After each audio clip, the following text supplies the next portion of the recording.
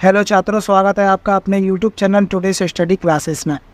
छात्रों, आज हम 8th ग्रेड अभ्यास पुस्तिका कक्षा 8 विषय गणित का अध्याय नंबर 5 करेंगे, वर्ग और वर्गमूल। चलिए छात्रों, इस अध्याय के प्रश्न उत्तर करते हैं।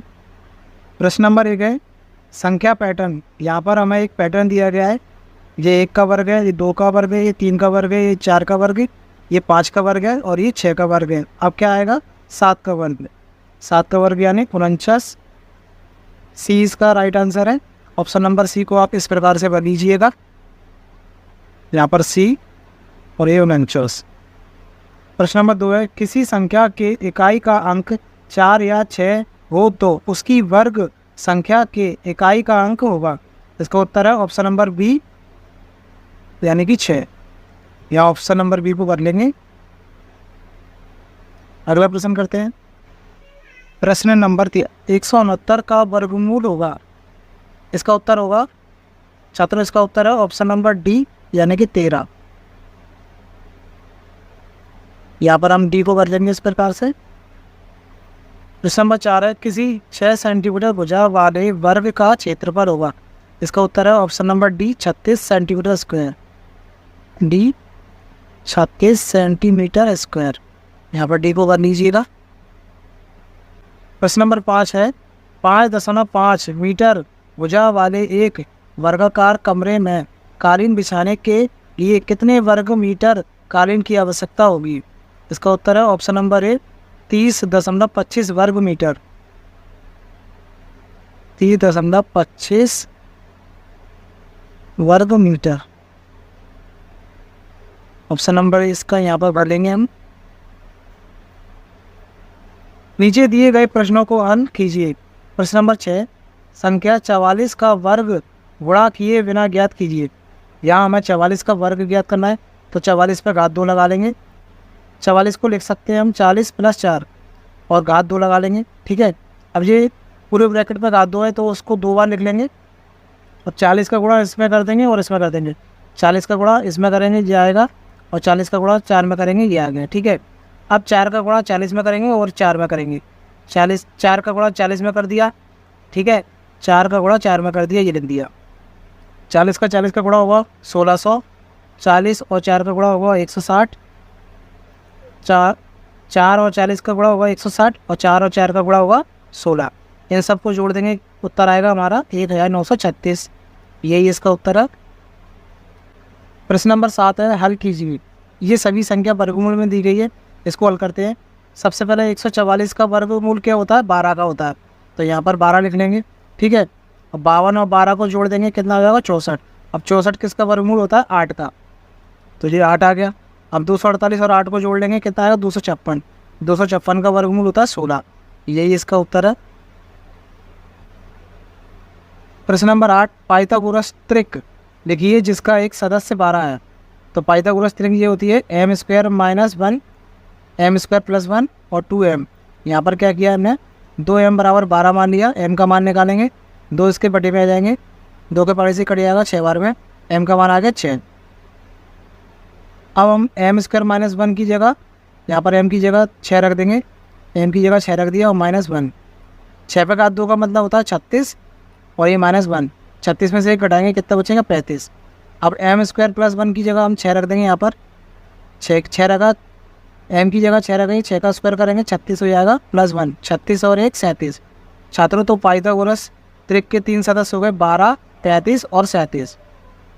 प्रश्न नंबर 9 अभाज्य गुणनखंड विधि से दी गई संख्याओं के वर्गमूल ज्ञात कीजिए। यहाँ पर 1296 का हमें वर्गमूल निकालना है। 1296 को 2 के पड़े से काटेंगे, 6 बार कटेगा, ये 4 बार कटेगा, एक बचा इसको दे दिया, ये 2 8 16 हो गए।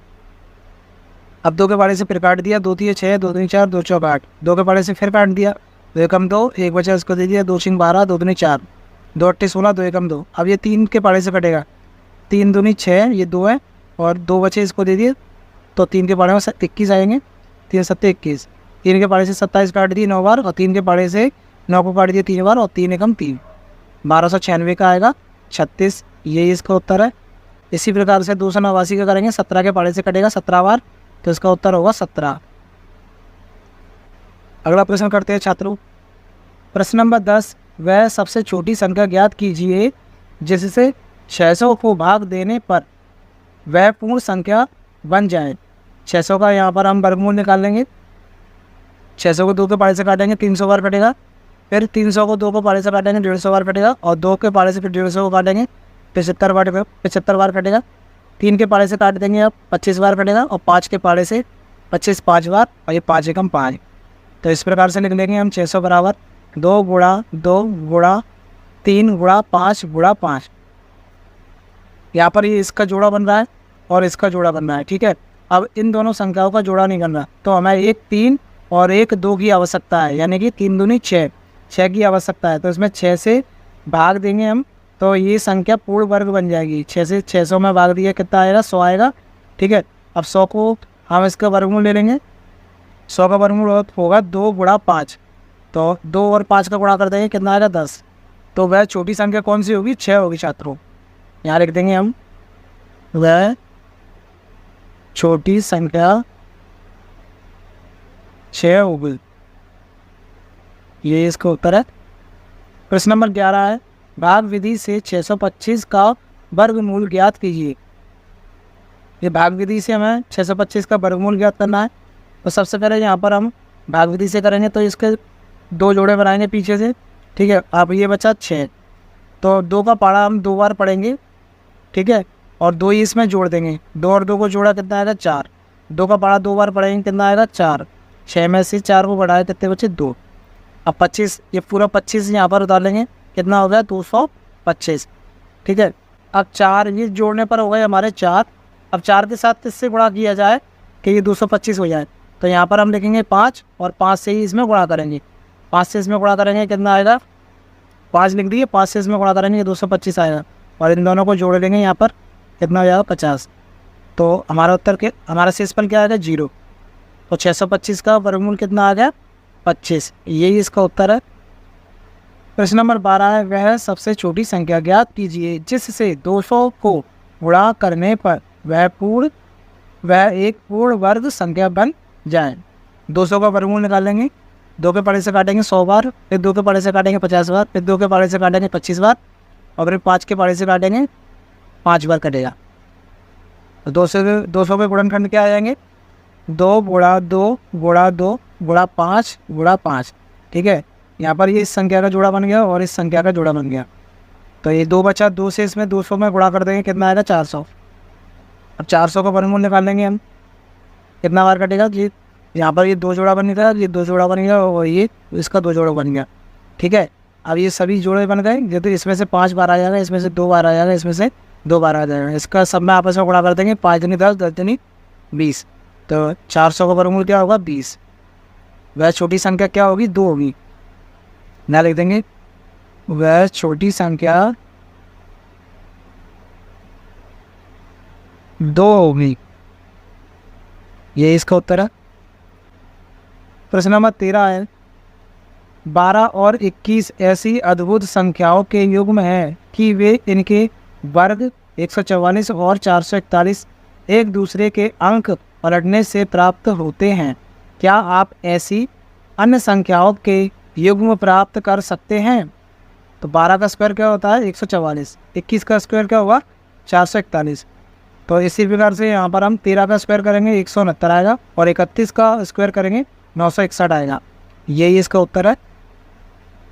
प्रश्न नंबर 14 है, एक व्यापक ड्रिल अभ्यास के लिए विभिन्न स्कूलों के 6250 विद्यार्थियों को पंक्तियों में इस प्रकार व्यवस्थित किया जाता है कि प्रत्येक पंक्ति में उतने ही विद्यार्थी रहे जितनी की पंक्तियों की संख्या है।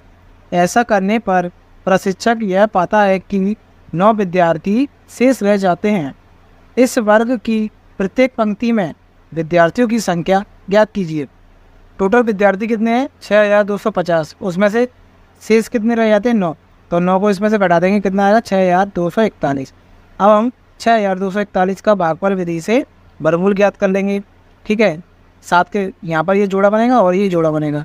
अब यहाँ पर हम कौन सी संख्या लें कि 62 से ज़्यादा ना हो, तो 7 संख्या ली और 7 का ही पारा पढ़ना पड़ेगा 7 बार, तो 7 7 49 हो गए, ठीक है। 62 में से 49 बढ़ाएंगे 13 बचे, और ये 41।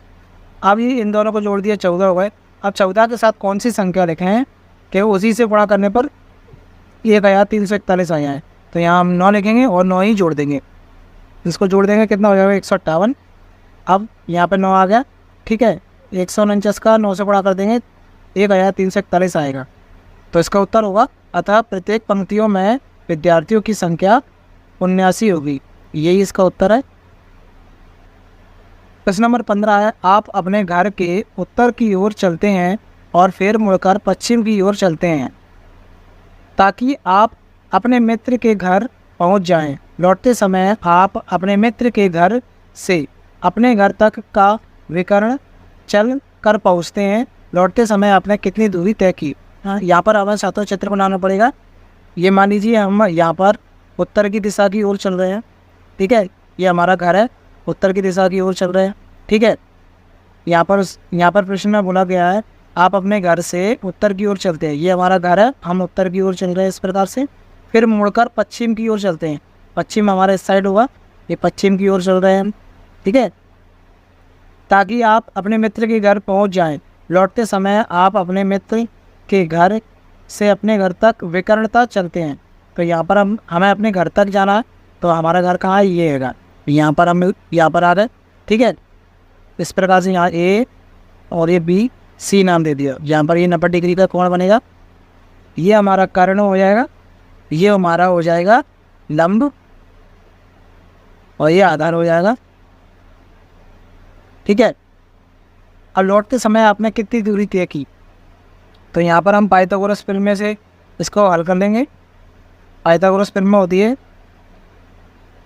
कर्ण बराबर लंब का स्क्वायर प्लस आधार का स्क्वायर। तो छात्रों इस प्रकार से आप अध्याय नंबर 5 के सवालों को हल कर सकते हो। छात्रों वीडियो पसंद आई हो तो वीडियो को लाइक और चैनल को सब्सक्राइब जरूर कीजिएगा, साथ ही साथ घंटी के बेल आइकन को भी दबा दीजिएगा जिससे अगली वीडियो का नोटिफिकेशन आप तक सबसे पहले पहुंचे। और छात्रों यह वीडियो आप अपने दोस्तों में भी शेयर कर सकते हो ताकि वे भी ये कार्य आसानी से कर सके। धन्यवाद छात्रों।